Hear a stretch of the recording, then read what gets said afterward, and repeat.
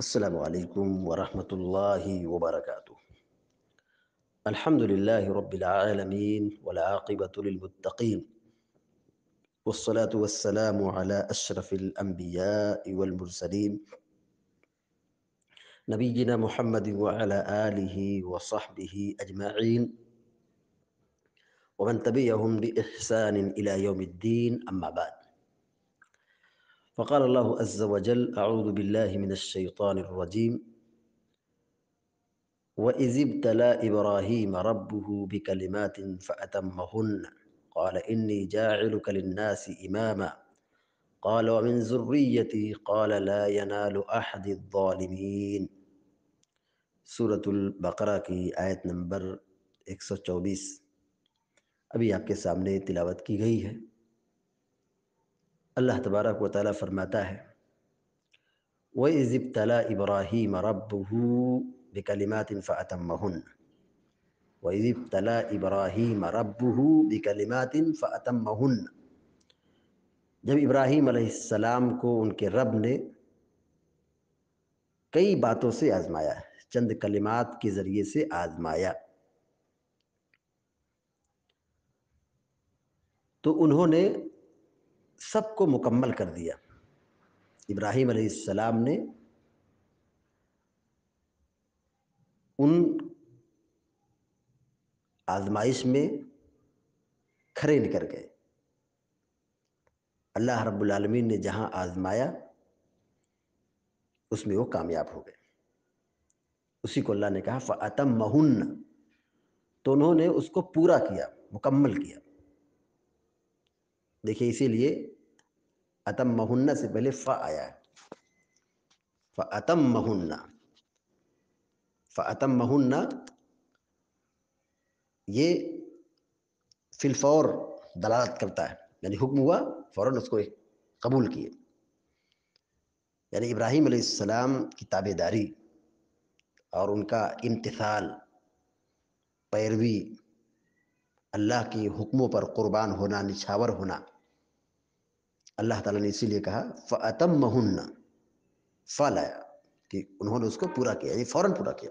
ایسا نہیں کہ سوچ کر تاخیر کے ساتھ۔ فا جو داخل ہوتا ہے عربی گرامر میں، یہ کسی چیز کو فوراً عمل میں لانے کے لیے، بالفور جس کو کہتے ہیں، فی الفور مطلب فوراً۔ اللہ رب العالمین نے سورج میں فرمایا وَإِبْرَاهِيمَ الَّذِي وَفَّىٰ، اللہ اکبر، وہ ابراہیم جنہوں نے پورا کیا، یعنی جو بھی اللہ کا حکم آیا اس کی تابعداری کی۔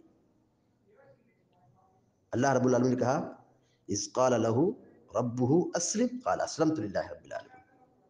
اللہ رب العالمین نے کہا تابعدار ہو جاؤ، انہوں نے کہا میں تابعدار ہو گیا۔ تو ابراہیم علیہ السلام کی یہ خصوصیت رہی ہے کہ ان کو مختلف آزمائش میں مبتلا کیا گیا، لیکن وہ ہر آزمائش میں اللہ کے حکم میں بالکل مکمل تابعدار، فرمانبردار ثابت ہوئے۔ یہاں پر مفسرین نے کلمات کی کئی تفسیر بیان کی، بڑی لمبی تفسیر بیان کی۔ آپ تفسیر ابن کثیر پڑھیے، تفسیر قرطبی پڑھیے، اور مفسرین نے اپنی اپنی کتابوں میں بڑی لمبی چوڑی تفسیر بیان کی کلمات کی، کلمات سے کیا مراد ہے۔ میں یہاں اس کو نچوڑ میں مختصر بیان کر رہا ہوں کہ احکام شریعت، مناسک حج، اسماعیل علیہ السلام کو ذبح کرنے کا واقعہ، ہجرت، نار نمرود میں کودنا، اور پھر ابراہیم علیہ السلام کا اپنے بیٹے اور بیوی کو اب وہاں چٹیل میدان میں اللہ کے لیے چھوڑنا۔ تو یہ ساری قربانیاں ہیں، یہ ساری آزمائش پر وہ کھرے اترے۔ اللہ نے ان کو آزمایا تو اس کو امتحان میں اس چیز کو اللہ رب العالمین کے فرمان کو، اللہ کی مراد کو پورا کیا، اس میں ڈٹے رہے، اللہ کے حکم پر نچھاور ہوئے، قربان ہوئے۔ تب اللہ رب العالمین نے آپ کو یہ انعام عطا کیا، کہا قال انی جاعلک للناس اماما۔ اللہ تعالیٰ کہتا ہے کہ اے ابراہیم، میں تم کو تمام لوگوں کا امام بناتا ہوں۔ انی جاعلک للناس اماما، میں تم کو تمام لوگوں کا امام بناتا ہوں۔ اللہ رب العالمین نے یہاں یہ نہیں کہا کہ انی جاعلک للناس رسولا، کہ میں تم کو تمام لوگوں کے لیے رسول بناتا ہوں، یہ نہیں کہا اللہ تعالیٰ نے، رسول نہیں کہا، بلکہ کیا کہا؟ انی جاعلک للناس اماما، میں تم کو تمام لوگوں کے لیے رسول امام بنا رہا ہوں، کیونکہ رسول کی رسالت مطلب ایک مخصوص خطے کے لیے ہوتی، مخصوص زمانے اور مخصوص جگہ کے لیے ہوتی، لیکن امام لوگوں کے لیے بنا دیا، مطلب یہ آپ کی تعلیمات اور آپ کی شریعت اللہ تبارک تعالیٰ آنے والی نسلوں میں دوسری شریعتوں کے اندر ہی باقی رکھے گا۔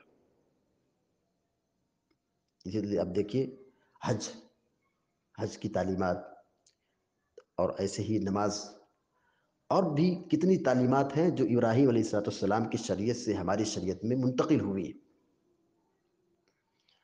اور یہ انعام اور یہ مقام اللہ تعالیٰ نے آپ کو کب دیا؟ جب آپ آزمائش پر کھرے اترے، آپ نے اللہ تبارک و تعالیٰ کی مراد کو پوری کی، اللہ نے آزمایا اور آپ اس آزمائش پر، ان تمام آزمائشوں پر ثابت رہے، تب اللہ رب العالمین نے آپ کو انعام عطا کیا۔ قال ومن ذریتی قال لا ینال عہد الظالمین، ابراہیم علیہ السلام نے کہا کہ جو منصب اور جو مقام مجھ کو حاصل ہوا امامت کا، امامت فی الدین، تو میری ذریت کو بھی عطا کر دے، کہ اولاد کی فکر، اولاد کی تعمیر و ترقی کی فکر، اور ان کو دین سے جوڑنے کی فکر، کہ امامت کے منصب پر ابراہیم علیہ السلام کو رکھا جا رہا ہے اور منصب دیا جا رہا ہے۔ ابراہیم علیہ السلام رب العالمین سے دعا کر رہے ہیں کہ وہ من ذریتی، یہ منصب میری امت میں، میری اولاد میں باقی رہنا چاہیے، میری ذریت میں بھی چلنا چاہیے۔ قال لا ینال عہد الظالمین، اللہ رب العالمین نے کہا ہے ابراہیم، یہ میرا یہ جو منصب ہے، مطلب میں جو یہ منصب آپ کو دے رہا ہوں، تم کو دے رہا ہوں، نبوت کا، امامت کا، یہ ظالموں کو نہیں ملتا ہے، میرا یہ عہد یہ ظالموں کو نہیں ملتا ہے، نافرمان لوگوں کو نہیں ملتا ہے، گناہگار لوگوں کو نہیں ملتا ہے، نیک لوگوں کو ملتا ہے، متقی و پرہیزگار لوگوں کو ملتا ہے، جو موحد ہیں ان کو ملتا ہے۔ یہ بگڑے ہوئے لوگوں کو، ظالموں کو، نافرمانوں کو یہ منصب نہیں ملتا ہے۔ تو اگر آپ کی ذریت نیک رہی، اچھے لوگ رہے، عقیدہ درست رہا، نیک لوگ رہے، اچھے لوگ رہے، اچھے اخلاق والے رہے، تو ان کو یہ منصب ملے گا۔ لیکن یہ نبوت کا منصب، امامت کا منصب، امامت فی الدین کا منصب ظالموں کو، بگڑے ہوئے فاسقوں فاجروں کو نہیں ملے گا۔ اللہ رب العالمین نے ابراہیم علیہ السلام کو امامت فی الدین کا مقام عطا کیا، یہ ابراہیم علیہ السلام کی بہت بڑی فضیلت ہے، اور پیارے نبی صلی اللہ علیہ وسلم نے بھی احادیث میں ابراہیم علیہ السلام کی بہت ساری فضیلتوں کو بیان فرمایا ہے۔ اللہ کی پوری مخلوق میں صرف 2 ہی خلیل ہیں، اللہ کی پوری مخلوق میں 2 ہی خلیل ہیں، ایک پیارے نبی صلی اللہ علیہ وسلم ہیں، اور آپ سے پہلے ابراہیم علیہ السلام، 2 خلیل ہیں، اللہ کے دوست، خلت، محبت سے اعلیٰ مرتبہ رکھتا ہے۔ محبت یہ عام ہے، اللہ تعالیٰ سب سے محبت کرتا ہے، یعنی اہل ایمان سے، اور خلت اللہ نے اپنی تمام مخلوق میں، تمام اچھے لوگوں میں 2 شخصیتوں کو منتخب کیا ہے، خلت کا درجہ عطا کیا ہے، ایک تو ابراہیم علیہ السلام ہے، اور دوسرے نمبر پر پیارے نبی صلی اللہ علیہ وسلم ہے، صلی اللہ علیہ وسلم۔ اللہ رب العالمین نے یہاں پر ابراہیم علیہ السلام کا تذکرہ فرمایا۔ اگر ہم نظم قرآنی کی بحث کو دیکھیں کہ ایک آیت کا دوسرے آیت سے ربط، نظم قرآنی اس کو کہا جاتا ہے، اس سے پہلے کی آیتوں میں اللہ تبارک و تعالیٰ نے کعبہ اور قبلہ کا ذکر کیا ہے، پھر اس کے بعد اللہ تعالیٰ نے یہاں پہ ابراہیم علیہ السلام کا ذکر کیا، کیونکہ کعبہ، قبلہ ابراہیم علیہ السلام نے اپنے ہاتھ سے بنایا، اسماعیل علیہ السلام اور ابراہیم علیہ السلام دونوں مل کر ابھی بنایا، ابھی آگے اس کا تذکرہ آ رہا ہے۔ تو یہود کی ذمہ داری تھی کہ جب انہی کی نسل سے، مطلب پوری خاندان، حضرت ابراہیم علیہ السلام کے بعد حضرت اسحاق علیہ السلام، اسماعیل علیہ السلام، اور پھر اسحاق علیہ السلام سے نسل چلی، یعقوب علیہ السلام، پھر یوسف علیہ السلام، پھر وہیں سے یہودیوں کی نسل چلی، تو اللہ رب العالمین نے ان یہودیوں کو اتنا بڑا مقام عطا کیا کہ ان کی پوری نسل میں آپ دیکھتے چلے جائیے، انبیاء کی ایک طویل فہرست ہے. تو یہودیوں کی ذمہ داری تھی کہ جب پیارے نبی صلی اللہ علیہ وسلم ابراہیم علیہ السلام کی نسل سے رسول بنا کر کے بھیجے گئے تو یہ زیادہ حقدار ہے کہ یہ پہلے نمبر پر پیارے نبی صلی اللہ علیہ وسلم کی رسالت کو قبول کرے، اعتراف کرے کہ آپ سچے رسول ہیں. لیکن یہودیوں نے اس چیز کو قبول نہیں کیا.